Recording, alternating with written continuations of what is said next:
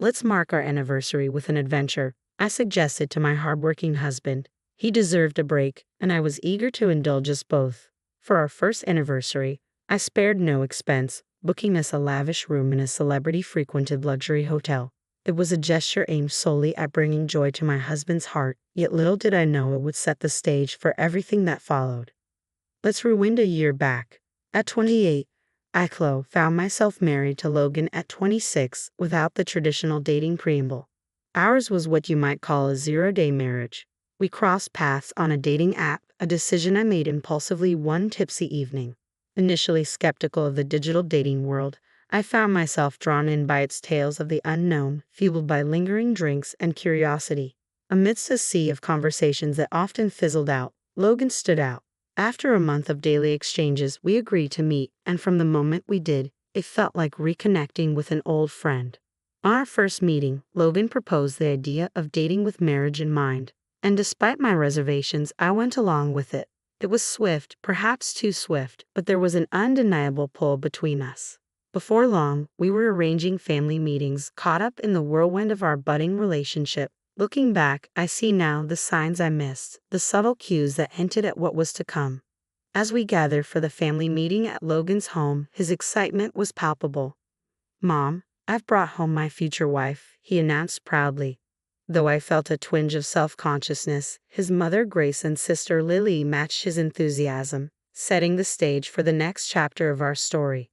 As we exchanged pleasantries, Grace warmly greeted me, dispelling any formality. "Let's drop the formalities," she said with a smile. "We're becoming family after all." Her words filled me with warmth, reassured by the prospect of joining such a welcoming family. The tension dissolved instantly, replaced by a sense of familiarity that made it seem as though we'd known each other for years. Just as I was basking in the newfound ease, Lily posed an unexpected question. "So, how much do you make a year?" she inquired, her curiosity bordering on intrusive. Logan swiftly intervened, offering an explanation. "I've just started a new job, so it's entry level for me. Cho's been a nurse for 8 years, so she earns about twice as much," he explained, a hint of pride in his voice. Grace's response caught me off guard. "Wow, you're rich. What a fortunate marriage," she exclaimed, patting Logan's shoulder approvingly. Although his modesty belied the situation, I couldn't shake the unease that crept in. The absence of Logan's father for the past 5 years meant they relied on Lily's part-time cleaning job and Grace's pension. Logan contributed from his meager earnings, a fact that seemed to escape the conversation.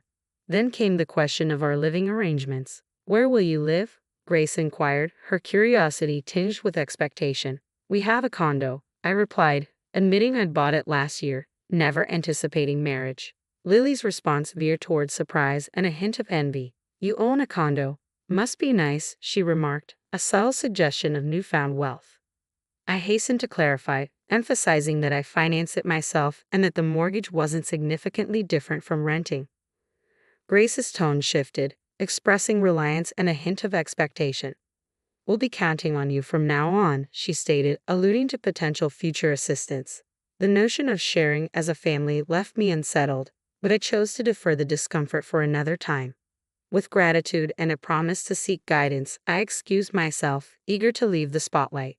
Our aversion to being the center of attention led us to forego a grand wedding ceremony, opting instead for a simple paperwork filing, a decision influenced by my demanding job. I rarely wore rings, so opting for a modest one seemed sufficient. There was no grand proposal with an engagement ring, but I accepted that this was the reality of our situation. After tying the knot, we both remained diligent in our work. Taking charge of our finances, I started stashing away funds, gradually building a safety net for our future. However, after 6 months of marriage, I stumbled upon a concerning discovery. $2,000 had vanished from our account. The only plausible culprit was Logan. Confronting him that evening, I questioned the disappearance. "Did you know $2,000 was withdrawn from our bank account?" I demanded, urging him to contact the bank.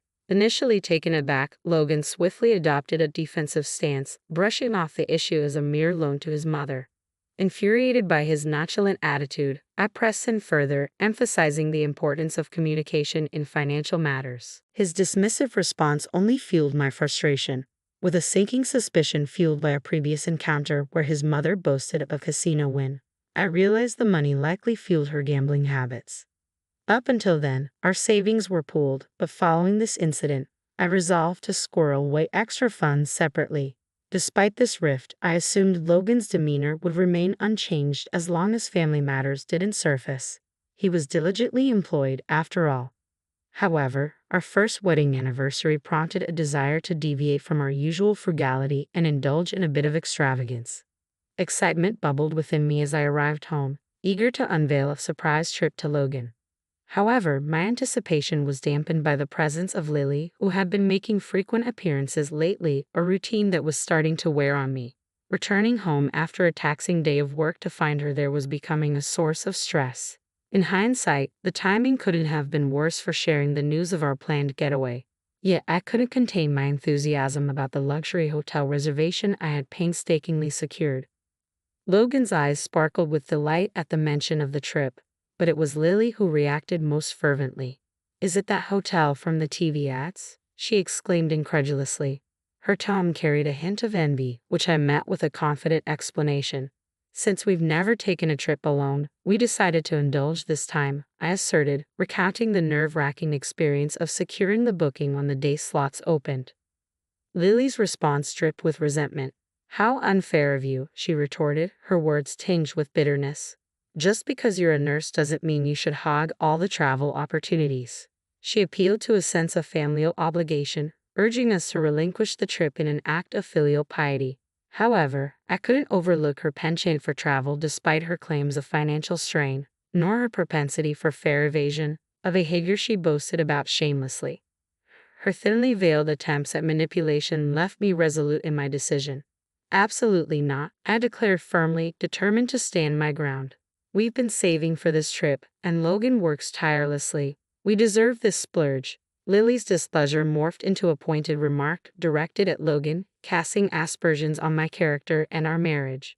Despite the discord, I remained steadfast in my resolve. There was no way I would forfeit our long-awaited trip to appease Lily's sense of entitlement. I felt a surge of anger as Logan remained silent, his gaze fixed downward. His inability to defend me only fueled my frustration. As Lily departed, her muttered remark casting me as the villain, Logan's puzzled expression mirrored my own disappointment. The excitement surrounding our trip dissipated, replaced by an uncomfortable tension that lingered as we retired for the night in an awkward silence.